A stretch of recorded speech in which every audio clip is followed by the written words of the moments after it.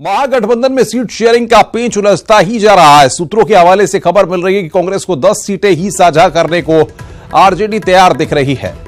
वहीं कांग्रेस 11 सीटों पर चुनाव लड़ने पर अड़ी हुई है। इसके साथ ही कांग्रेस ने महागठबंधन की उलझन सुलझाने के लिए आरजेडी को 48 घंटे का अल्टीमेटम दिया है। तो यहां पर कांग्रेस जिस तरीके से महागठबंधन की उलझने सुलझाने के लिए अल्टीमेटम यहां पर दिया गया है। कांग्रेस को 10 सीटें ही साझा करने को आरजेडी तैयार और कांग्रेस पार्टी अपनी मांग पर अड़ी हुई है।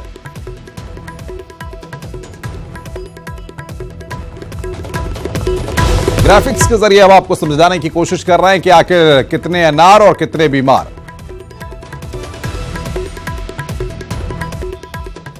बिहार में एनडीए के तीनों घटक दल एक साथ मिलकर प्रत्याशियों के नामों का ऐलान करेंगे। एलजेपी में आज ही प्रत्याशियों के नामों का ऐलान होना था, लेकिन एलजेपी संसदीय बोर्ड की बैठक के बाद इसे टाल दिया गया। चिराग पासवान ने कहा है कि पार्टी में मौजूदा सांसदों को ही फिर से मौका दिया जाएगा।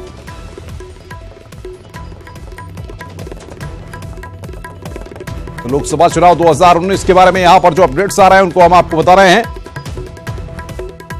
जमुई एलजेपी सीटों का बंटवारा यहां पर हुआ है और एलजेपी की अहम बैठक आज।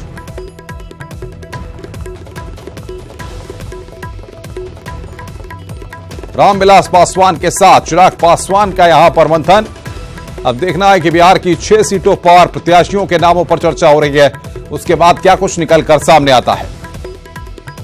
अधिकांश इसमें से हम लोग की सिटिंग सीट रही, तो इसमें हम लोग को कोई बहुत ज़्यादा मेहनत करने की ज़रूरत नहीं पड़ी। इसमें से एक सीट पर बस एक फेरबदल हुआ है। मुंगेर की हमारी सीट थी इससे पहले, उस सीट को बदलकर उसकी जगह नवादा की सीट हम लोग के खाते में आई और उसी को लेकर आज लोक जनशक्ति पार्टी के संसदीय बोर्ड की आज बैठक हुई है, जिसमें प्रत्याशियों के अलग अलग सीटों पर विभिन्न प्रत्याशियों के नाम को लेकर चर्चा हुई। जहां पर हमारे सिटिंग सांसद जिनका प्रदर्शन अच्छा रहा है, जिनको रिपीट करना हमारे संसदीय बोर्ड ने उचित समझा, उनको रिपीट किया गया। इसको लेकर चर्चा हुई और जहां पर हम लोग को ऐसा महसूस हुआ कि लोक जनशक्ति पार्टी के प्रत्याशी एनडीए के प्रत्याशियों को बदलने की जरूरत है, तो उनको भी लेकर आज संसदीय बोर्ड में इस बात को लेकर चर्चा हुई।